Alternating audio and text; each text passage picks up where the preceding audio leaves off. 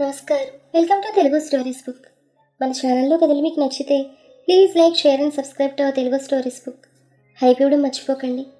ఈరోజు కథ lover come husband episode 57. ఇంకా కథలోకి వెళ్తే, కృతి మిత్ర వచ్చేసరికి రిషి వాళ్ళ కోసమే వెయిట్ చేస్తున్నాడు. కృతిని చూడగానే రిషి కళ్ళలో చెప్పలేని సంతోషం. కృతి చాలా కొత్తగా ఉంది.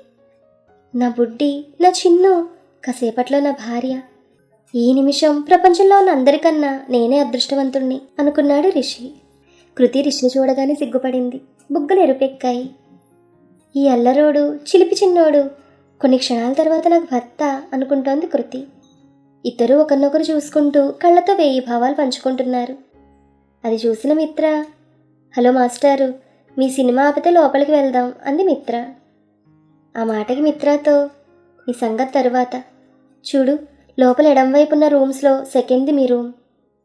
అక్కడ చిన్ను, శారీ, జ్యువెలరీ అన్నీ పెట్టాను. నువ్వు వెళ్ళి తను రెడీ చేసి తీసుకురా అంటూ కీస్ ఇచ్చాడు రిషి. కృతి రిషికి దగ్గరగా రాగానే రిషి తను చేయి పట్టుకోబోయాడు. కానీ కృతి దొరకకుండా వెళ్ళిపోయింది. దాంతో రిషి నవ్వుకుంటూ తను కూడా రెడీ అవ్వడానికి వెళ్ళాడు. లోపలికి వెళ్ళాక మిత్ర తను రెడీ చేసింది. దాదాపు గంట పైనే పట్టింది. మెరూన్ కలర్ పట్టుచీర, చేతి నిండా గాజులు, మెడలో హారం, కళ్యాణ తిలకం. చూడ్డానికి 2 కళ్ళు సరిపోలేదు. మొత్తానికి రిషిగాడి పోటీ వచ్చేలా రెడీ చేశాను. శభాష్రా మిత్ర అంటూ తను తానే భుజం మీద కొట్టుకుంది మిత్ర. కృతికి తన పేరెంట్స్ లేకుండానే పెళ్లి చేసుకుంటున్నాననే బాధ. కానీ రిషిని తలుచుకుంటే సిగ్గు, బిడియం, కాసేపట్లో పెళ్ళి అనే కంగారు, ఇలా రకరకాల ఫీలింగ్స్ కలిపి కొడుతున్నాయి. మిత్ర రెడీ అవుతుంటే కృతి ఫోన్కి మెసేజెస్ వస్తున్నాయి వరుస పెట్టి. ఫ్రమ్ రిషి. పెళ్లి కొడుకు గెటప్లో ఫొటోస్ ఎంత బాగున్నాయంటే చెప్పడానికి భాష లేదు. కృతి అలానే చూస్తోంది. ఓయ్ బుడ్డి, ఎలా ఉన్నాను అని అడిగాడు రిషి. కృతి సూపర్ అంటూ థమ్సప్ చూపించింది. రిషి ఆ మాట గాల్లో తేలిపోయాడు. మరి నీ ఫొటోస్ అని అడిగాడు రిషి. కృతి దెయ్యం ఫొటోస్ పంపించింది. అబ్బో, ఈ గెటప్ కూడా బాగుంది, కానీ కిస్ చేసేటప్పుడు నేనే కళ్ళు మూయాలి అన్నాడు రిషి. ఆ మాట కృతి కొట్టినట్టుగా ఇమేజెస్ పంపించింది. తొందరగా రారా, నేను చూడాలి అన్నాడు రిషి. కృతి వెక్కిరించింది. ఏమైందే నీకు? ఓ సిగ్గా, ఊరుకో, మనలో మనకు సిగ్గు అన్నాడు రిషి. కృతి లాగిపెట్టి ఒకటి ఇచ్చినట్టుగా ఎమోజీ పంపించింది. దానికి రిషి ముద్దు పెడుతున్నట్టుగా పెదవులు ఎమోజీ పంపించాడు. ఇంతలో మిత్ర రెడీ అయి కృతిని బయటకు తీసుకురాగానే రిషిగాడంతే, తన కళ్ళు తిరిగినట్టుగా అయింది కృతిని చూసి. సరిగ్గా అప్పుడే సుప్రజ వచ్చింది. కృతిని పెళ్లి కూతురు గెటప్లో చూసి షాక్. అది చూసిన కృతి తనతో, సారీ అక్క, ఇది సడన్గా తీసుకునే నిర్ణయం అంది కృతి. ఎవరి ప్లాన్ ఇదంతా అని సుప్రజ అనగానే, అక్క ప్లాన్ ఎవరిదైతే ఏంటి, మనకు కావాల్సిన వాళ్ళిద్దరూ ఒకటవ్వడం, నీకు కూడా అదే ఇష్టం కదా అంది మిత్ర. సుప్రజ అవునన్నట్లుగా తలూపింది. సరిపద రెడీ అవుతూ గాని అంటూ తీసుకెళ్ళింది. అక్కడ కృతి రిషి మాత్రమే ఉన్నారు. ఓయ్ తింగర డార్లింగ్, ఏంటే నా వైపు చూడడం లేదు అని అడిగాడు రిషి.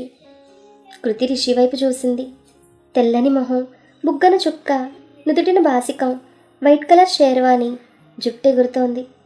కృతి చేత్తో రిషి జుట్టును సరిచేసింది. ఎలా ఉన్నానో చెప్పే అని అడిగాడు రిషి. నాకన్నా బాగున్నావు అంది, కానీ మాటలేంటో పెద్దగా రావడం లేదు కృతికి.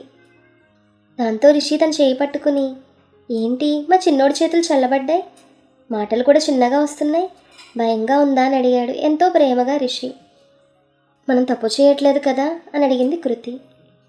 అస్సలు లేదు. ఏ ఆడపిల్ల అయినా తన పెళ్లి తల్లిదండ్రుల చేతుల మీదుగా జరగాలని కోరుకుంటుంది. అందులోనూ నువ్వంటే మీ వాళ్ళకి ప్రాణం. మనం అడిగాం, వాళ్ళు ఒప్పుకోలేదు, కాబట్టే ఇలా చేయక తప్పడం లేదు అన్నాడు రిషి.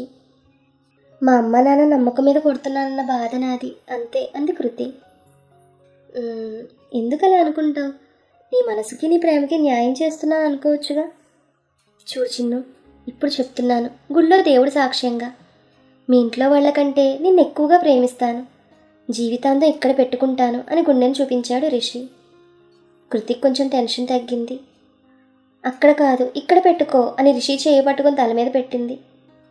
ఇక్కడ అంటే నన్ను తొక్కేద్దామనే, నీ అదుపాజ్ఞల్లో పెట్టుకుందామనే, చెప్తా నీ సంగతి అంటూ చెవిమేలేశాడు రిషి. దాని కృతి నవ్వుతోంటే, ఇలాగే నవ్వుతూ ఉండు, నాకు చాలా ఇష్టం, లవ్ యూరా అని రిషి అనగానే మీ టూ అని కృతి అంటుండగా మిత్ర సుప్రజ వచ్చారు. సుప్రజ రిషితో కంగ్రాట్స్ మరిది గారు, మొత్తానికి మీ లవ్ జర్నీ సక్సెస్ అయి పెళ్ళి అనే జర్నీ మొదలవుతోంది అని షేక్ హ్యాండ్ ఇచ్చింది. దానికి రిషి కృతితో చెయ్యి ఇవ్వనా వద్దా అని అడిగాడు. ఆ మాట సుప్రజ మిత్ర మొహమొహాలు చూసుకున్నారు. ఓర్ని, అప్పుడే వీడిని కొంగును కట్టేసుకున్నావా అని మిత్ర అనగానే రిషి వైపు కోపంగా చూసింది కృతి. ఇప్పుడే అంది నేను తను నెత్తిన పెట్టుకుని చూసుకోవాలని, ఏం చేయాలని దాని పర్మిషన్ ఉండాలని అన్నాడు రిషి. ఆ మాటకి అవ్వా అంటూ నోరు తెచ్చింది కృతి. అమ్మో చూడవే అక్క, 6'2" కటౌట్ గాడు, ఎవ్వరికీ భయపడ్డు, దేన్ని లెక్క చేయడు, పులిలాంటి వాడిని ఎంత చెప్పు చేతుల్లో పెట్టుకుందో అంది మిత్ర. నేనా అంటూ రిషి భుజంపై పట్మని ఒక్కటిచ్చింది కృతి. రిషి నవ్వుతూ కన్ను కొట్టాడు. అవునరా రిషి, అభిగాడి చెప్పలేదా, వాడు లేకుండా ఎలారా అని అడిగింది మిత్ర. వాడికి చెప్పొద్దని చిన్నుగాడు అన్నాడు రిషి. ఎందుకే వద్దన్నావు, వాడు మన ఫ్రెండే కదా అంది మిత్ర కృతితో. నాకు చెప్పాలనే ఉంది, కానీ నీకు తెలుసుగా మా డాడీ అంటే వాడికి ఎంత ఇష్టమో, పొరపాటును చెప్తాడేమో అనిపించింది, అందుకే వద్దన్నాను. ఈ సలహా అమ్మమ్మది. తనే కృతి రిషిల పెళ్ళి అభికి చెప్పొద్దని చెప్పింది. అవును మిత్ర, వాడిని గమనిస్తే అర్థమైంది, ఎంతసేపు డాడీ వెనకే ఉంటాడు, ఎందుకో తెలియదు, చెల్లన్నట్లుగా వాడు చెప్పినా చెప్తాడంది సుప్రజ. అయితే ఇంకెవరికి చెప్పారు అని అడిగింది మిత్ర. నేను చాణక్యకి మా ఇన్స్టిట్యూట్లో ఇంకో 3 ఫ్రెండ్స్కి మాత్రమే చెప్పాను, వాళ్ళ 4 అరేంజ్మెంట్స్ చేశారు అన్నాడు రిషి. నేను ఎవ్వరికీ చెప్పలేదంది కృతి. అయితే అంకుల్ వాళ్ళకి తెలిసే వరకు ఈ విషయం ఎవరికీ చెప్పొద్దు అంతేనా అని అడిగింది మిత్ర. అసలు విషయం ఏంటంటే డాడీ ఏదో మ్యాచ్ ఫిక్స్ చేసే ఆలోచనలో ఉన్నారు, సో ఇంకో 2-3 రోజుల్లో ఆయన చెప్పగానే నేను ఓపెన్ అవుతానంది కృతి. ఆ విషయం నీకెవరు చెప్పారు అని అడిగింది సుప్రజ. అంటే నీకు తెలుసా అని అడిగింది కృతి. తెలియదు, అందుకే అడిగానంది సుప్రజ. సరే వదిలేయండి, మన నలుగురం ఒకటే మాట, మరీ గొంతు మీదకి వచ్చిందంటేనే చెప్పాలి, లేకపోతే లేదు, అది కూడా కేవలం కృతి వాళ్ళ పేరెంట్స్కి మాత్రమే అంటూ చేయి చాపాడు రిషి. దాంతో మిగతా 3 చేతులు వేశారు. దీని గురించే మిత్ర ఎప్పుడూ అభికి వీళ్ళ పెళ్లి విషయం చెప్పలేదు. ఇంతలో చాణక్య ఇంకా రిషి ఫ్రెండ్స్ రెడీ అయ్యి వచ్చారు. ఒక పంతులు గారు వచ్చారు. ఇద్దరిని యగాదిగా చూసి గణపతి పూజ చేయించి ఆ తర్వాత తాళిబొట్టు కట్టమని చెప్పాడు. చాణక్య ఫోన్లో మంగళ వాయిద్యాలు పెట్టాడు. రిషి తాళి కట్టగానే కృతికి ఏదో తెలియని ఫీలింగ్. తరువాత తాను కొన్న నల్లపూసలు వేశాడు. అవే మన పాప విసిరేసింది. పంతులు గారు రిషి కాళ్ళకు దండం పెట్టమన్నాడు. కృతి రిషి కాళ్ళకు దండం పెట్టింది. పంతులు గారు రిషికి అక్షింతలు ఇచ్చి నీ భార్యను దీవించని చెప్పగానే రిషి అక్షింతలు పట్టుకుని అలాగే నుంచున్నాడు. వేయినైనా ఆ అమ్మాయి ఎంతసేపు నీ కాళ్ళు పట్టుకోవాలి అని పంతులు గారు అడిగితే తొందర ఏముందండి, కాసేపు పట్టుకునే ఉండనివ్వండి అని రిషి అనగానే కృతి రిషి కాలు మీద గట్టిగా గిచ్చింది. దాంతో రిషి ఈ అంటూ అక్షింతలు వదిలేశాడు. అవి కృతి తల మీద పడ్డాయి. అది చూసి అందరూ నవ్వారు. ఇద్దరూ కలిసి ప్రదక్షిణలు చేశారు. చాణక్య ఫోటోలు తీశాడు. రిషి కృతి భుజం మీద చేతులు వేసి తన్ని ఎత్తుకుని ఏంటో రకరకాల విన్యాసాలు చేశాడు. అదంతా అయ్యేసరికి 11 గంటలు దాటింది. అందరూ డ్రెస్ చేంజ్ చేసుకున్నారు. రిషిని కృతిని వదిలేసి అందరూ వెళ్ళిపోయారు. చాణక్య వీళ్ళ కోసం రిసార్ట్స్లో రూమ్ బుక్ చేశాడు. ఇద్దరూ అక్కడికి వెళ్ళారు. రూమ్లోకి వెళ్ళగానే రిషి కృతిని హక్ చేసుకుని నుదుటిని ముద్దు పెట్టాడు. కృతి సిగ్గుపడింది. రిషి తన పెదవులను అందుకున్నాడు. కాసేపటి తర్వాత వదిలి చిన్ను ఇప్పటికైతే ఇంతే అని దూరంగా జరిగాడు. దాంతో కృతి సంతోషంగా థ్యాంక్ యూ హబ్బీ అంటూ బుగ్గలు లాగింది. అంటే ఏంటే నాతో పెళ్ళి ఓకే కానీ ఫస్ట్ నైట్ వద్దా అని అడిగాడు రిషి. వద్దని నేనెప్పుడు చెప్పాను, కానీ మా పేరెంట్స్కి మన పెళ్లి సంగతి తెలిసాకే ఏదైనా అంటూ రిషి కూడా తలపెట్టుకుని పడుకుంది కృతి. ఓయ్ ముందు లేగు, ఇదేం పద్ధతి కాదు అంటూ తోశాడు రిషి. ఏమైంది, నేనేం చేశానంటూ బొంగుమూతి పెట్టింది కృతి. ఏదైనా సరే నువ్వు దూరంగా ఉండి మాట్లాడు, అంతేగాని దగ్గరగా వచ్చి టెంప్ట్ చేయకన్నాడు రిషి. ఓ అదా, అయినా అంత వీకా నువ్వు అని అడిగింది కృతి. వద్దు నన్ను గెలక మాకు, నీకే మంచిది కాదు అన్నాడు రిషి. అమ్మో వద్దులే, నువ్వు అసలే మంచోడువు కాదంది కృతి. అవును అమ్మమ్మ రానందని చెప్పావు ఎందుకు అని అడిగాడు రిషి. ఏంటో కారణాలు చెప్పింది. నాకు ఒక పక్క మా అమ్మ నాన్న, ఇంకో పక్క నువ్వు, ఈ పెళ్ళి, ఈ టెన్షన్లో ఆమె ఏం చెప్తుందో సరిగా అర్థం కాలేదు. కానీ ఒక్కటి, ఆమె ఎందుకో మన పెళ్ళి వెంటనే జరగాలని కోరుకుంది అన్నది కృతి. నాకు అర్థమైంది చిన్ను. అవును, ఇవాళ ఏదో ఊరు వెళ్ళాలనన్నా, ఎక్కడికి అని అడిగాడు రిషి. ఏమో, మా డాడీ వైపు ఎవరిదో ఫంక్షన్ అని చెప్పింది మా అమ్మ. మేబీ అబద్ధమే ఉండొచ్చు. చూద్దాం, ఇంటికి వెళ్ళాక తెలుస్తుంది అంది కృతి. అవును, ఫొటోస్ చూపించు అనగానే రిషి తన ఫోన్లో ఫొటోస్ చూపించాడు. ఇద్దరు చూసుకున్నారు. ఒకచోట దేవుడికి ఇద్దరు దండం పెట్టేటప్పుడు ఫోటో ఉంది.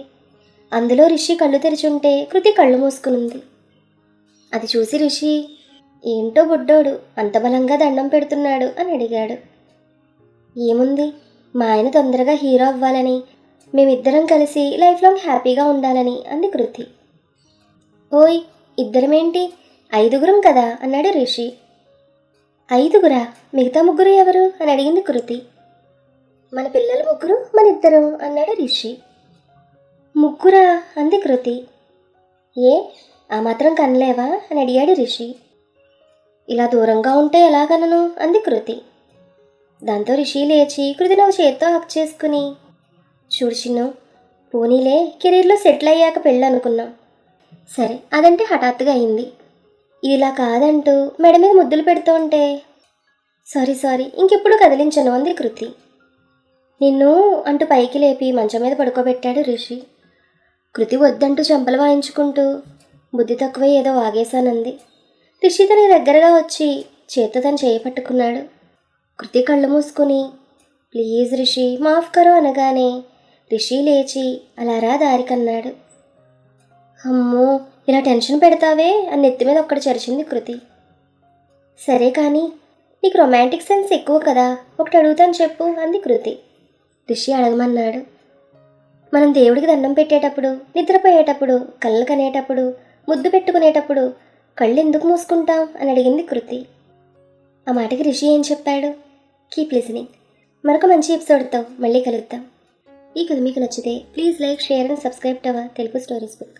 Thank you.